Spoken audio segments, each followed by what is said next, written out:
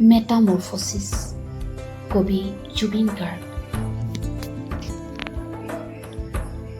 মই যদি ঈশ্বৰ হলোহেঁতেন, আজিৰ মানুহ সৃষ্টি কৰা বন্ধ কৰি দিলোহেঁতেন।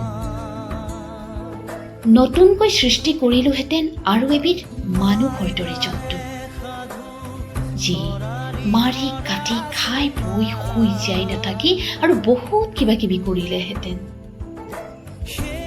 দিলোহেঁতেন এটা মস্তিষ্ক, যাৰ কাম চিন্তা কৰা শুদ্ধভাৱে, যি মস্তিষ্কত দৌৰিব অনুভূতি, আৱেগ, উচ্চাকাংক্ষা আৰু দূৰদৰ্শনৰ অনিৰ্বাণ অশ্বমেধ ঘূৰা,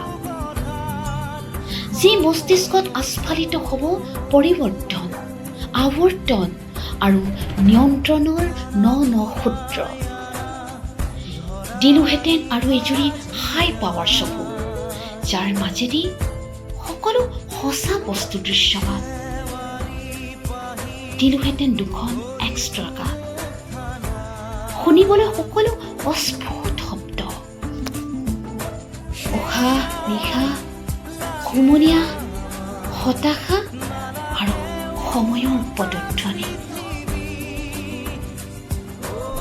দিলোহেঁতেন এটা সুন্দৰ নিপুতল নাম, যাৰ কাম কেৱল উশাহ লোৱা নহয়, যি শুঙিব পাৰে সকলো দুৰ্গন্ধ মানুহৰ গাৰ, মনৰ, দেশৰ, পৰিৱেশৰ।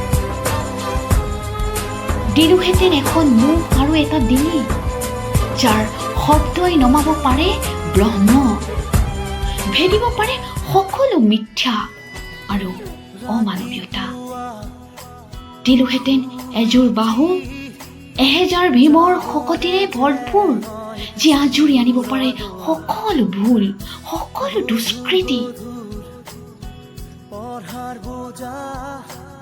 দিলোহেঁতেন এখনি বুকু, আকাশৰ দৰে উদাৰ, সাগৰৰ দৰে বিশাল, য'ত নাথাকে কপটতা, যিখন বুকুত আশ্ৰয় পাব হেজাৰ মানুহৰ দুখ, সুখ আৰু সপোনে। দিলোহেঁতেন এটা পেট, যি কেৱল খাবলৈ নিশিকি এৰিবলৈ শিকিব আনৰ বাবে।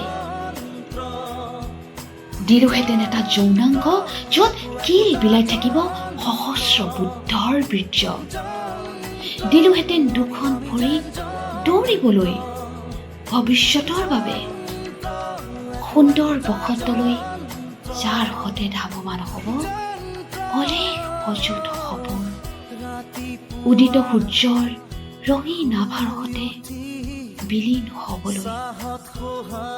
কিন্তু মই ঈশ্বৰ হ'ব নোৱাৰো, মোৰ সময় নাই, মই সীমাবদ্ধ নিজৰ মাজত, জীৱনৰ দীনতাৰ মাজত। মোক বেয়া নাপাবা।